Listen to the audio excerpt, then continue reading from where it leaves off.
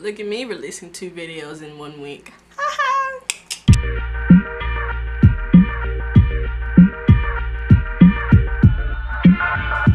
Hello once again, friends and fam bam and anybody else on the internet who's watching this video. So I recently took a trip back home about 2 or 3, going on maybe 3 weeks ago. Where is home? America! Where in America? Georgia! So with going back home, I got bit by the reverse culture shock bug. Like I said in my last video, coming here to Korea, I did not or haven't experienced culture shock. I just came here and it's like, oh, well, this is what it is, and I blended in with my environment. But when I went home, one of the first things that I noticed was fashion. Yes, America and South Korea are very fashion-forward countries, but the big thing that I saw in fashion-wise was we love name brand things. And I feel like with having name brand things, it portrays like a certain like status, or people, if you look at somebody with a name brand, you're like, wow, they must have a lot of money and their status is way up here. Versus in Korea, the fashion sense is very simple pieces paired together that just makes it look very elegant, or makes it just look very fashion forward. In America, people dress for status. Here in Korea, I feel like people just dress to impress. Another major thing that I noticed, we as Americans, we are so loud. Y'all, oh my goodness. I was on the train, I was in the store, I was just everywhere. And I'm like, why are people talking so loud? In my head, I'm like, wow, why is she talking so loud? And I had to remember, like, yeah, like, not in Korea, where people talk just at a nice, like, lower level. Yeah, people shout and people scream and people are excited, but on public transit, people aren't really loud. They don't play music without earphones. When you're out in public, nobody really is like yelling across the street or like yelling way across like the store to get somebody's attention. So that is something that I was like, yeah, not in Korea. Something else, well, you probably already know this, but we Americans, we're rude. Like, we're very rude. You can like tell when somebody is having like a bad day in America. If you're at a store or a restaurant, or just talking to just somebody, you can just tell they have that aura that comes off like they're having a bad day. While here in Korea, I can look at somebody and tell that they're stressed, but the customer service they give me is never like bad. It's always like they push through that stress and they give 100% all the time. Where in America, they're just like, man, I'm over this job. I don't care. Like what you want, you know, type of attitude towards things. Another thing is I noticed that our transit system compared to Korea, America, no, can't say America. Marta sucks. I got on the train and then I heard the operator say, oh, the train was going to be late. And in my head, I'm like, why is the train going to be late? Why? Like, how come you're not on time? Because here in Korea, the transit system is just so superb. It's just, like, just flawless. Do things happen? I'm pretty sure it does. But I've been catching the subway for a very long time. And I've never been late to somewhere.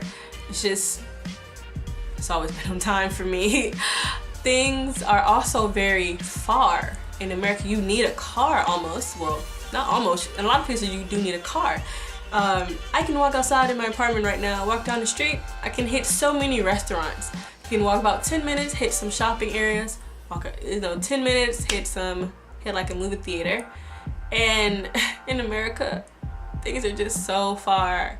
I was like, yeah, Dad, I need to come see you. Oh my God, you stay way over there and yonder somewhere. Dad, why do you stay so far? Something else, I noticed that we love to snack. Americans love to snack.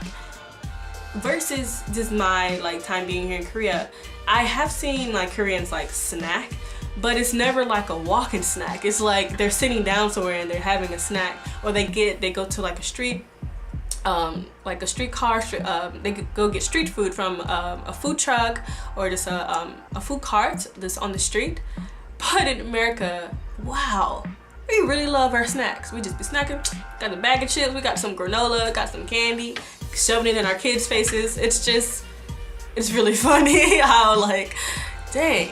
And speaking of which, I feel like my sense of like appetite change, or maybe this is my metabolism change. Yeah, I'm getting older and that thing, you know, that stuff happens as you get older.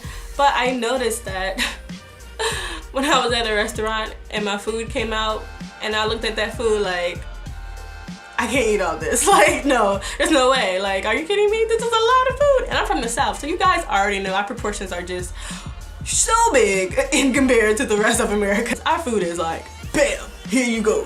Big old thing, collard greens, some cornbread, mashed potato. It's just bam. It's just very fatty and it's still good, but it's a whole lot. Here in Korea, when you go out to eat, it's a lot of food, but what happens is that you eat a little by little. They don't serve you this big massive thing of like, bam, food, eat it. It's like, oh yeah, I'm gonna pick up this a little bit. Oh, I have a little bit of this. Oh, let me get some of that over there. You know, yeah. But speaking of restaurants, service is very slow compared here to Korea. In America, of course, like I should already know this because I worked at restaurants, but I like really forgot being here. You have to get somebody drink order, and then they have to wait. They gotta bring the drink, and then you bring bread, and then you still wait, and then you finally get your food, but you ordered your food so long ago. Like, you ordered your food with your drink, and then you're still waiting and waiting and waiting, and I was just waiting at a restaurant like, where is the food? I'm just so confused on like, why is it taking so long?